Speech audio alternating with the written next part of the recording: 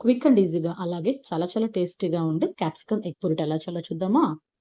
కోసం ఒక ఆనియన్ అలాగే ఒక క్యాప్సికమ్ తీసుకొని సన్న సన్న ముక్కలుగా కట్ చేసుకోండి. తర్వాత స్టవ్ ఆన్ చేసి బాండలు పెట్టి 4 స్పూన్స్ ఆయిల్ వేసి, ఆయిల్ వేడెక్కిన తర్వాత అందులో కట్ చేసుకున్న ఆనియన్, క్యాప్సికమ్ వేసి, రుచికి సరిపడా సాల్ట్ వేసి బాగా మగ్గనివ్వండి. సో, ఒక 10 మినిట్స్ తర్వాత ఈ విధంగా మగ్గిపోయాయన్నమాట.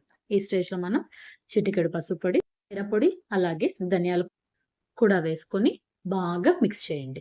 అలా మిక్స్ చేసిన తర్వాత ఒక 4 కోడిగుడ్లని కొట్టిపోయండి. ఒక 5 మినిట్స్ అలాగే వదిలేసి 5 మినిట్స్ తర్వాత స్లోగా గరిటెతో మొత్తాన్ని మిక్స్ చేయండి.